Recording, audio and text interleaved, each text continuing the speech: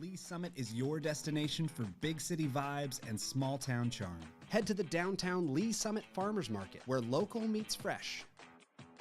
Then grab a cup of coffee and discover a variety of shops and boutiques just around the corner.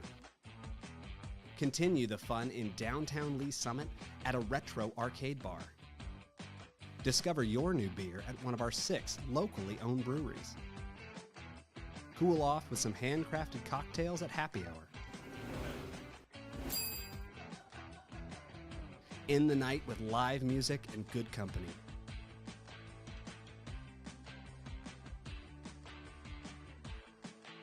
Lee Summit, Missouri. Hello, Lee Summit. I'm Jordan. Here's your flash briefing for the week of August 18th. City Council will meet for a regular session Tuesday night at 6 in Council Chambers in City Hall. Meetings are open to the public or watch live on the city's YouTube channel. If you can't watch, catch the recorded meeting on demand on the YouTube channel or by subscribing to the Council Debrief newsletter, which breaks down 3 to 4 key agenda items. Subscribe at cityofls.net. Mayor Baird's State of the City address packed the House, marking the first official public event at the city's newest destination, Green Street. Mayor Baird highlighted achievements and strategic investments made in public safety, infrastructure, and economic development, while sharing his vision for the city's future. The celebration continued with a ribbon cutting for Green Street's grand opening, an unforgettable kickoff to the weekend. You can watch the recorded State of the City on the city's YouTube channel. Green Street's grand opening was a huge success, and we want to thank all of those who volunteered their time to help over the weekend to make the grand opening what it was. Be sure to follow Green Street LS on Instagram and Facebook to keep up to date on what's to come. Have a 4-legged friend at home that could use a nice splash in the pool? Pooch Paddle is this Tuesday, August 19th at 5 p.m. at Summit Waves. It's just $7 a dog. Learn more at lsparks.net. Thanks for listening, and have a great week. Traditionally, we think as police officers, those responding to law enforcement needs within the community. But honestly, we are there to serve our citizens, and our citizens do go into crisis. They do have mental health crises, and we're being called to those scenes on a regular basis. In order to help serve those citizens better, we did initiate the Crisis Intervention Team Program. These are officers that are specially trained to de-escalate crisis situations. Recently, we've brought co-responders onto the scene, licensed qualified mental health professionals housed within our police department, and they respond with those officers directly to those scenes where a crisis is occurring so they can interact with that citizen and get them the help they need right there on that scene.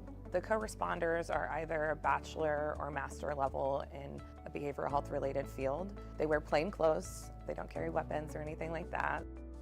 I have a police radio that I listen to all day. Listen for, those key words: mental health, behavioral health, crisis. There's a lot of officers that just call for me. I have my own radio number. I also have the ability to self-dispatch to them and say 982 is en route. Officers en route, 914, Armstrong. So typically I arrive after they've made it safe. I'll make contact and get kind of the rundown, and then I just kind of jump right in.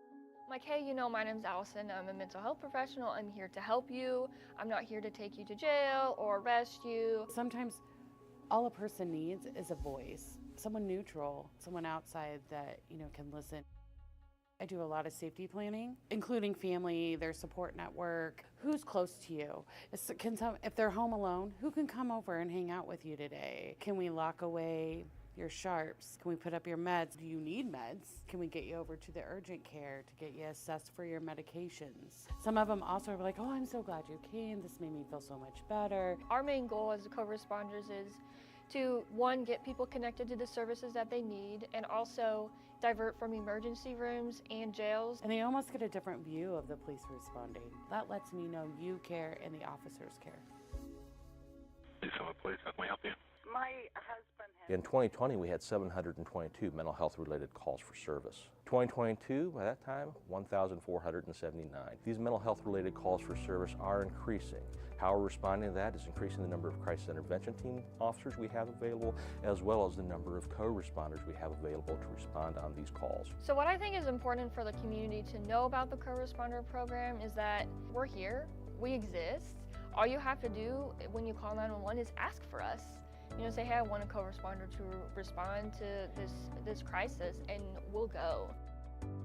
I was really struggling about 8 years ago on my personal journey with mental health, and I met some amazing social workers and amazing programs that have helped me get to where I am today. I really couldn't see myself doing anything else. We want to help, and that's what we love to do. So I had a client, we got a call, she had some suicidal ideations, and she really felt that she had nobody. And and getting to know her story and getting to know who comes around and sees you, well, then we found a support person, and they responded immediately, and we made a plan. I called back and checked on her in an hour, and then I checked on her in 2 hours. We were able to get her into the additional services to where she talks to someone every week or more. I just took a person that really just thought they had nobody and nobody would show up for them, and show them you do. And you'll be amazed who is in your corner if you just simply say, I need a little help.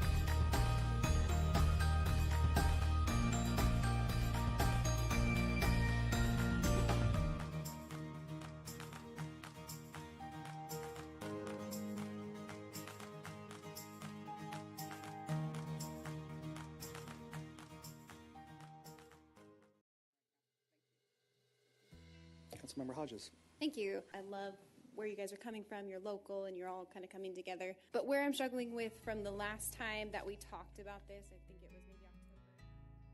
I actually grew up in my district. We moved here my sophomore year in high school. My parents still live in the same house, and I just went through high school here and then have stayed in Lee Summit ever since. The neighborhood that my parents live in is Canterbury. My favorite thing, and I still do to this day, is I love to go running. They have the best sidewalks. I feel like you can go for days. So now I still get to do that. Since I live not too far from them, I get to use those same routes that I took during high school, and it's just fun. All right, let's see it, Joe. Come on.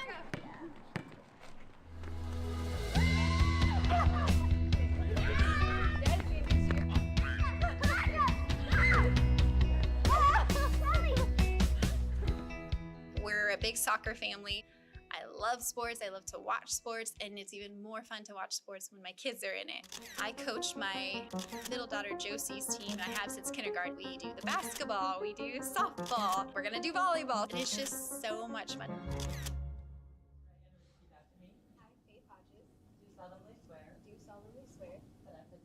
Something that I would like to accomplish while on city council is to get more family activities here. You know, I don't want to have to be driving my family to, say, the Kansas side or any other city but my own.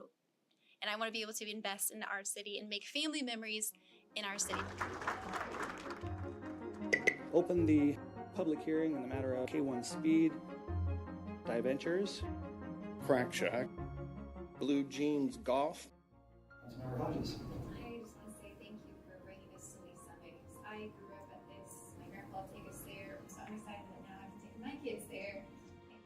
Bill number 23-0, pre-construction services for the downtown Market Plaza project.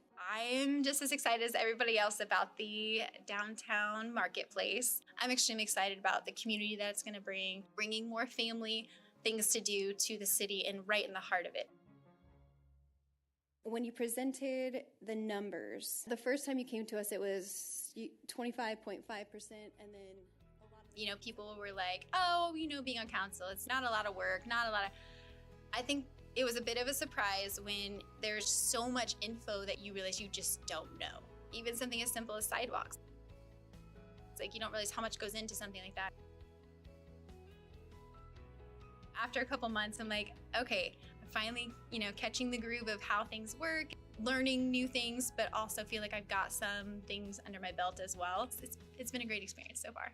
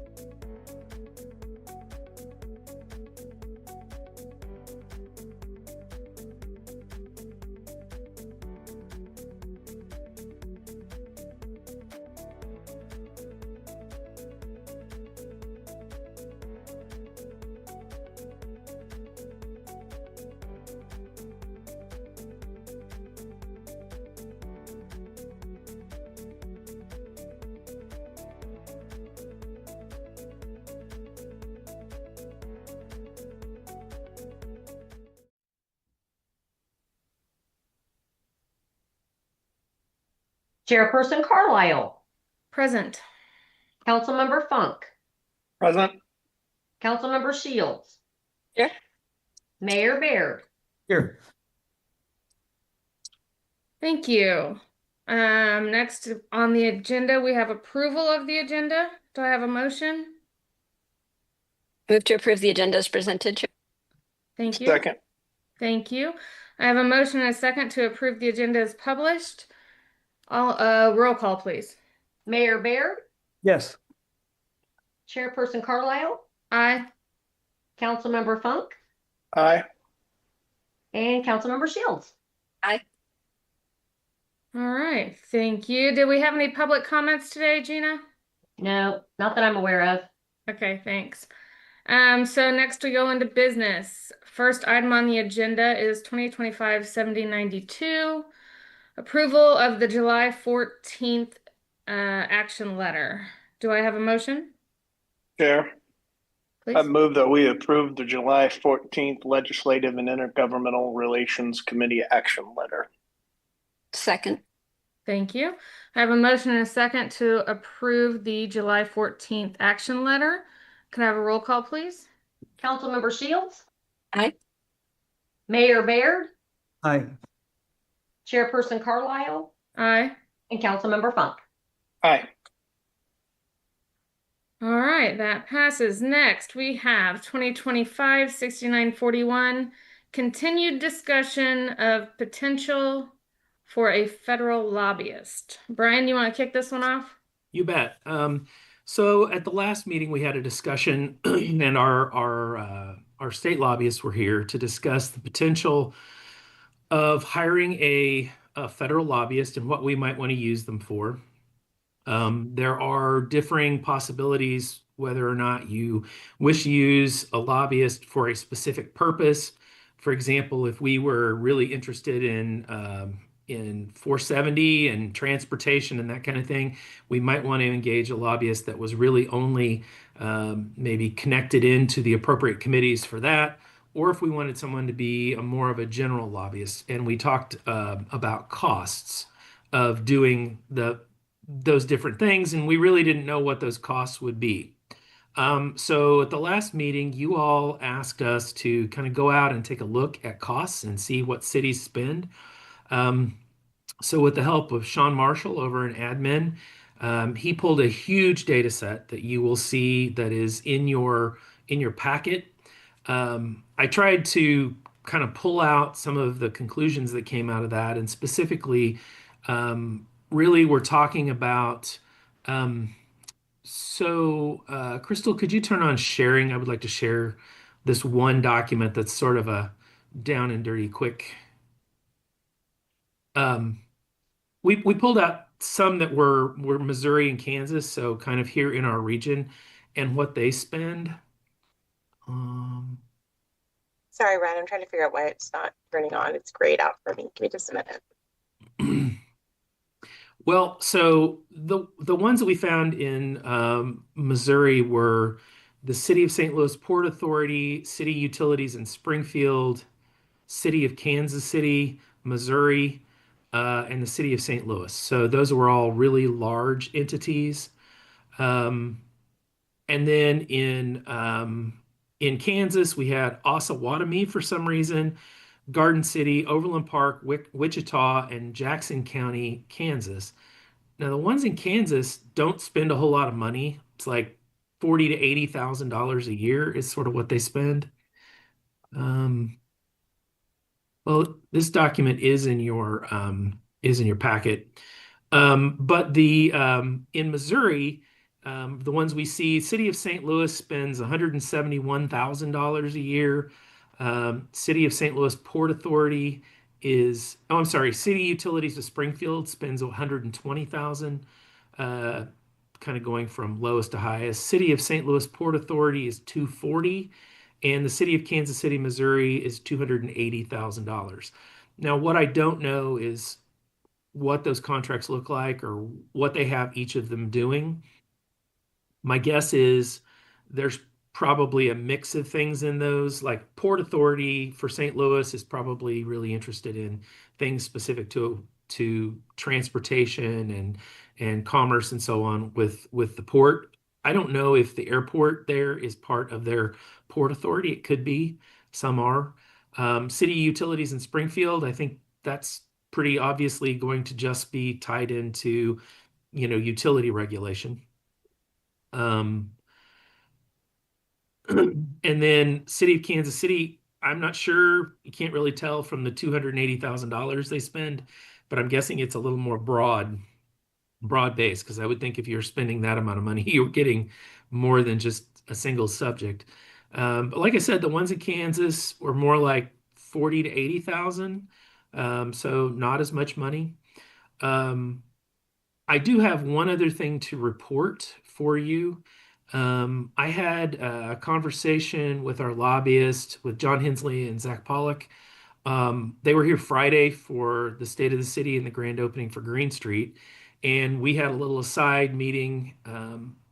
They are going to expand into federal work, and their intention is to partner with one of the larger firms in DC.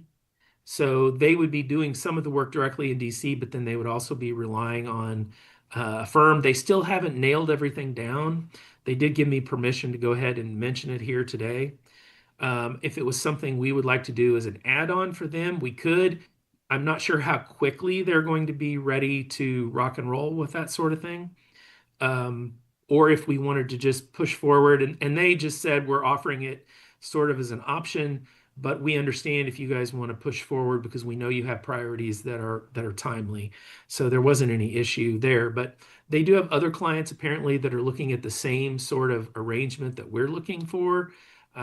So they wanted us to know that they are looking at doing this. So with that, again, I don't know the scope of these contracts, but we do know that the cost is anywhere from $40,000 to almost $300,000 in our own region.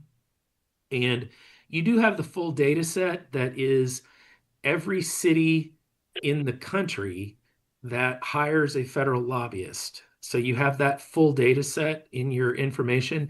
And the reason we were able to get that is the U.S. House of Representatives has a webpage that allows you to download all of that data, and just publicly it's available. You can download all that data and throw it into spreadsheets. So that's what we did there, and sorted for cities, and then they're sorted by the amount of money they spend, and you'll see it goes from green to red based upon the amount of money they spend. So with that, I'd be happy to take questions or just hear your discussion.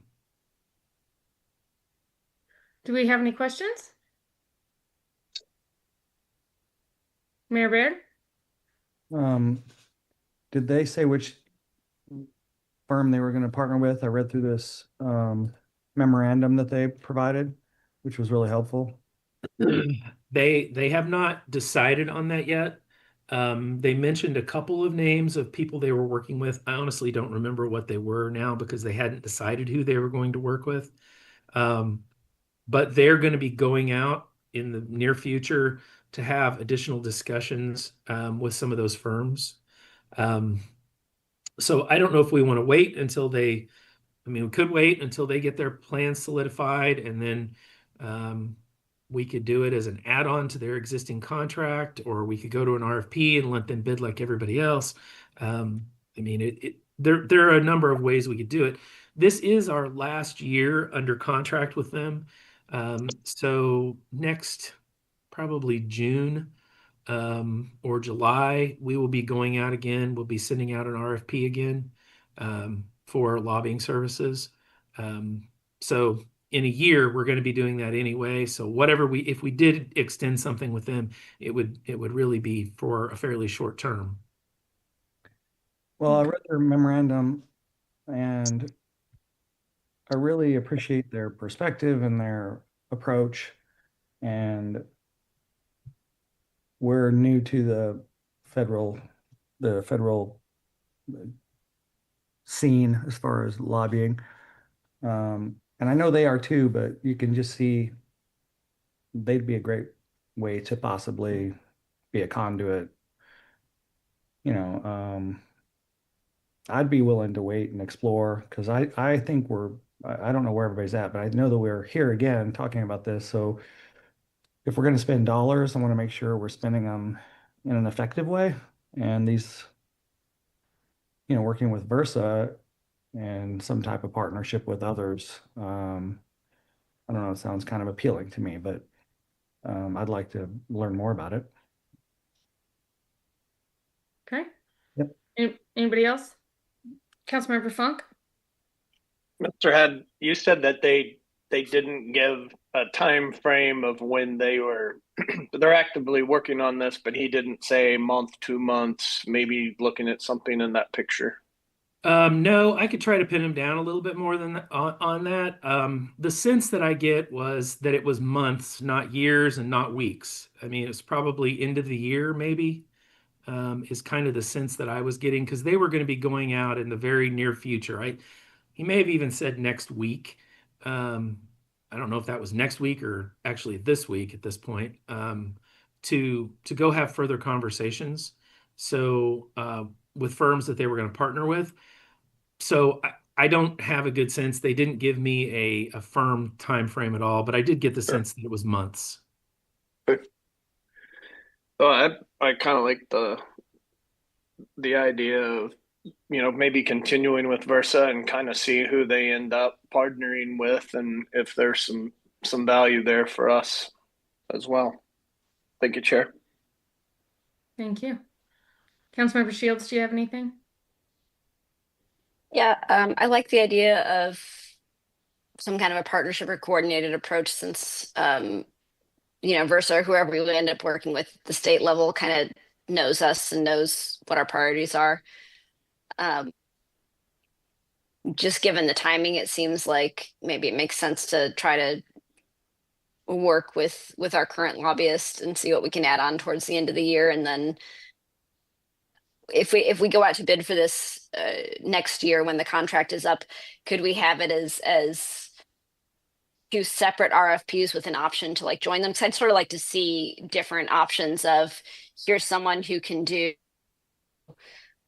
really good at local or someone's really good at federal or somebody can do both. Like, I don't want to limit us, but I'd like to see who has the opportunity to kind of combine them and maybe put together a good package for us. So what are the options there with an RFP to kind of have the option for multiple levels of service? I think we can do it however you like. We can offer the option of one or the other or both together. I mean, we can offer those options and then we can let bidders bid as they will, and you all can select the highest and best bid at that point. Okay. I like that. I think to get anything else in place faster than what we may be able to do with the current folks that we're working with and have the contract with doesn't really sound feasible. So I'm good with waiting until next summer to go out for something that's a package deal. But if we can add on some services at the end of the year with some kind of would that be like a change order, or how would we add that on with their current services? I would need to chat with procurement and my attorney that does procurement. I think we probably could add it on depending on the cost, how expensive it was. Crystal, I mean, did you? Yeah, so it would be just a contract amendment because I still think you could do a sole source because it's a pilot nature. I'm looking at the sole source stuff in front of me right now, so we could do it under the pilot nature and the time sensitivity nature of the sole source, and then add it on as a contract amendment. Okay.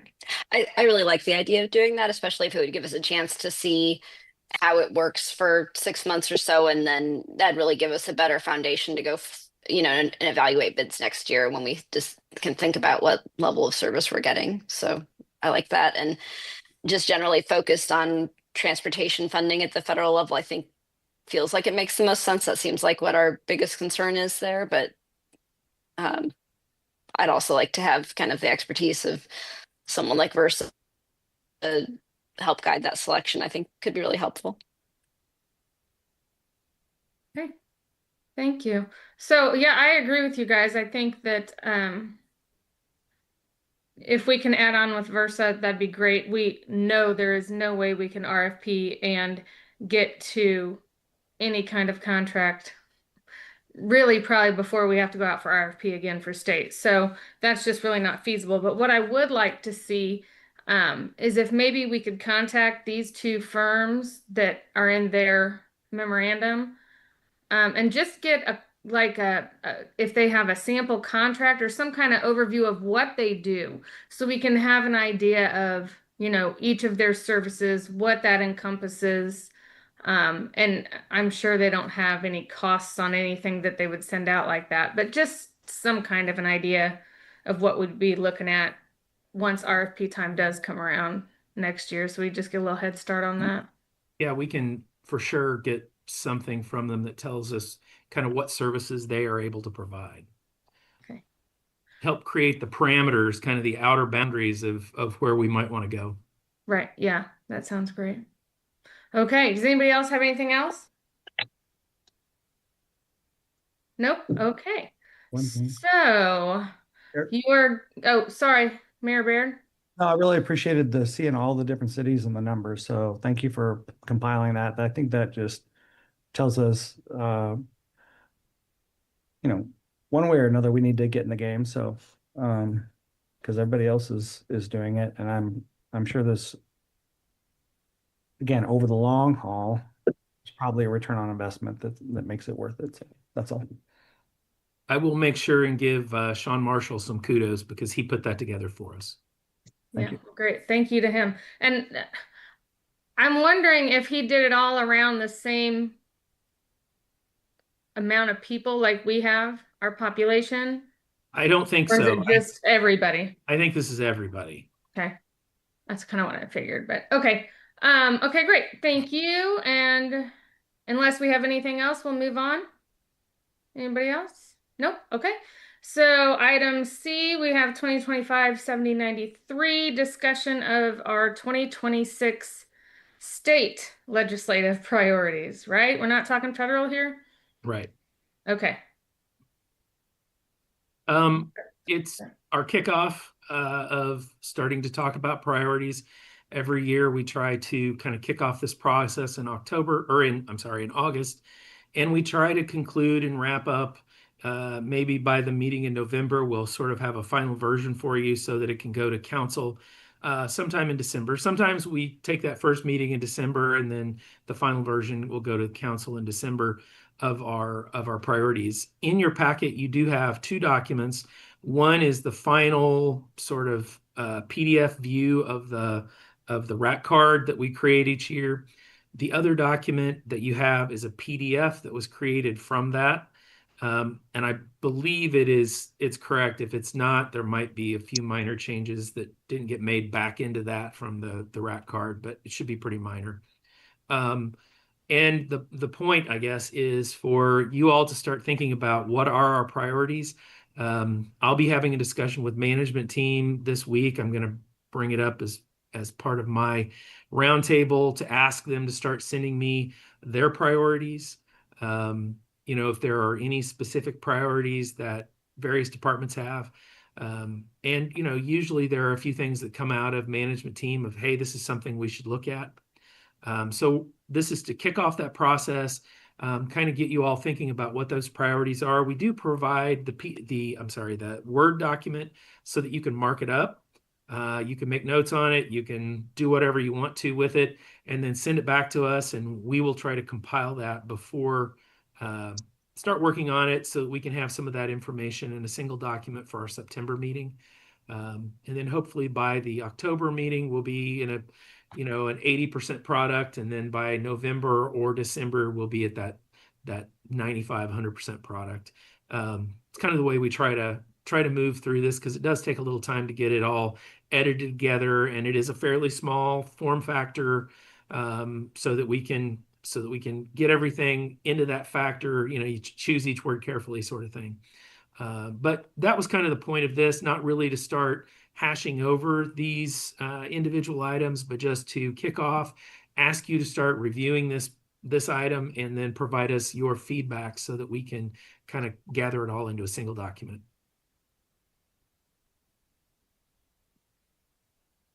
Okay. Does anybody have any questions or comments, or we just want to go through here, or if you already went through and you want anything to add or take off? Chair, Mayor Bear? could we have staff start with the edits because, 106,000, we're up to 107, that type of stuff. Yeah, I was gonna say we should probably put as of in parentheses or something behind that, but yeah. I do like red line. I don't know, Brian, if everybody's comfortable with redlining. I mean, between Councilmember Shields and Councilmember Carlisle, they're used to seeing that kind of stuff. Yeah, no, that we do that. What are all you the trying time. to say? We don't write well? We get redlined a lot? No, I'm saying you're used to how it works, redlining and Yeah. and Okay. Donnie's probably seen all that too. So I think we could handle that if you wanted to maybe start with the changes and then redistribute what you would start out recommending, and then we can add on. All right. I know, one of our primary projects is going to be transportation 470. I mean, that's definitely one of the places we're going. But I'm sure when I hear back from, do you want me to go ahead and before the next meeting kind of put in red line some of the things that management team has also addressed? Do you want me to go that far? Well, do I still have the floor? Yeah, you still have the floor. Like I don't really want this piece. It's got to be simple, like the one that we have. So as long as you just stay within those bounds and don't get too detailed, Mr. Head, and yeah, and then I should be saying all this to Councilmember Shield. She's the one that loves to redline things, but try not to get too out of hand. We can only fit so much on this handout, so. I think it would be nice though if you, while you're redlining, if you go through and any additions from staff, you can say, hey, this is requested by staff, or if this has already been taken care of, say, staff did this, blah, blah, blah, whatever. Yep, we can do that. And Perfect. I'll just put in, if we get a few things from management team, I may just create a list at the end. And still, put it in red or something that just says, here are suggestions from management team, and then you all have the opportunity that we can work those in as you desire. Okay. Just off top, does anybody have anything that they think should be added or taken away from this document we have here? That way, if we can go ahead and get it on there, that's a start, or take it off, that's less to look at for everybody else, but. I mean, Mayor Bear. We have on there I-470. That's what we keep going and beating the drum on because it's such a priority. But I don't know where we are on 3rd Street and Highway. Are we still going to try to get? We've got a funding mechanism that we're working on that one, so I don't know if we take that one off or not. I don't know that it's a full funding mechanism, but I think definitely anything is going to help add to that funding. I think we're going to need MoDOT too, and I know there have been discussions with MoDOT, certainly. Can you get rid of that period after highway? Oh, for sure. All right, anything else anybody can see real quick? I think we'll have to take out the FIFA because we'll be well into it. Yeah, we'll be well into it. You're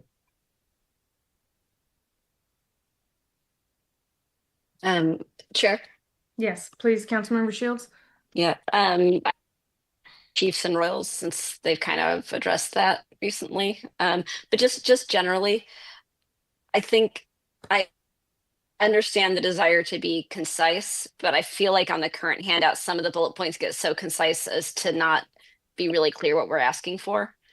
For example, revising current revenue models and methods for funding transportation. I don't know what the city wants there. And maybe this is just a jumping off point for more discussion, but I just sort of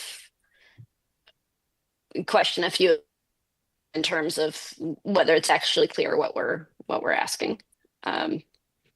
maintain current constitutional amendment authority.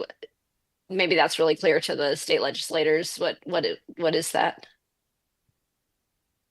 Well, there were a number of proposals that that would have taken away, for example, the the ability for the citizens to petition for constitutional amendments. Okay. That have come out the last couple of years. So whenever you have a document like this that is very succinct, you have to be kind of general. And then this group, along with staff and our lobbyists, have to then make decisions about, okay, well, there's this proposal that affects the city this way. How does it impact what we've said our general statements were? And then we give specific direction based upon that general guidance, is kind of the way we have used this document in the past. So understand your point. Also, though, when we have a document like this, Right. we either include fewer topics with more details, or we include more topics and they're very general. And I understand. And some of them make total sense to me, like continue local authority over economic incentive tools. It's not super specific as to which ones we're talking about, but I think you're what we're looking for. Just some of them, especially if it's like, we want to change this, but we don't say what we're looking for. Anyway, that's just a general comment to think about that as you're drafting. And then I think the other comments that have been made in terms of World Cup and 3rd Street all make sense. So I'm fine with waiting for a more detailed discussion until you kind of mark this up to bring it current, and then we can go through it. Thank you. Thank you, Chair. Thank you. Councilmember Funk, do you have anything you think needs to be added or taken away from this, like now? No, I'm kind of in agreement with Councilmember Shields to let staff do their markup and their adds and excuse me, deletes, then we'll kind of work with it in a deeper discussion. Okay, sounds good. Anything else from anyone on this topic? Nope. Okay, perfect. Well, that brings us to roundtable. Do we have any roundtable from council or mayor? No? Staff?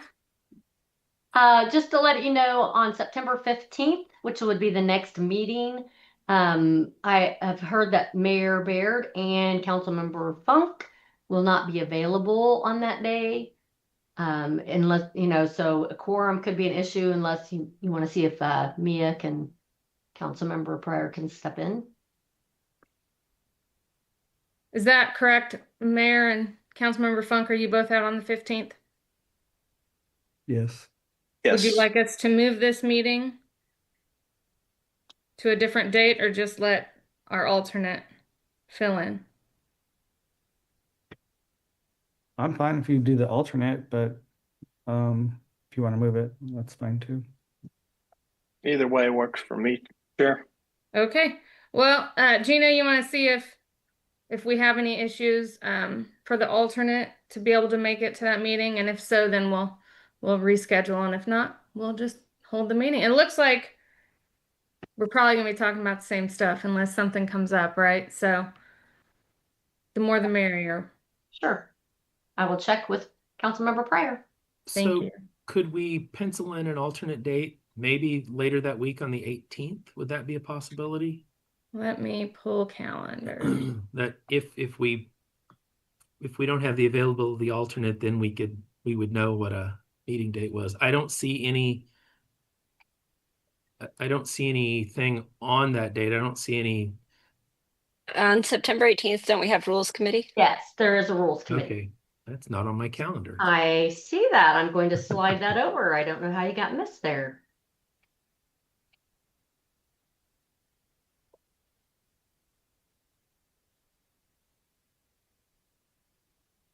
September.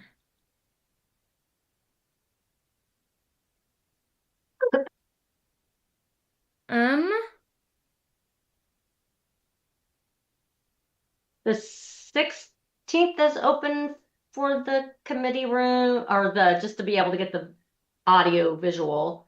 The 17th looks open. Let me look at the 22nd in case you just want to go. I don't know what night meetings you've got. The 22nd? Oh, nope, sorry, that doesn't work for Brian. The 23rd looks available. But you have council that night. Or what about the 25th at lunchtime? 25th looks good, which is Thursday, the 25th. There's planning commission that night. September? Yes. 25th? Uh-huh. Is a Thursday? Yes. Oh, I know why. I was in the wrong year. Aha. Okay. Just in the wrong year. Yeah, I was in 26. She's My moving calendar ahead. went there. Lunchtime, let's see.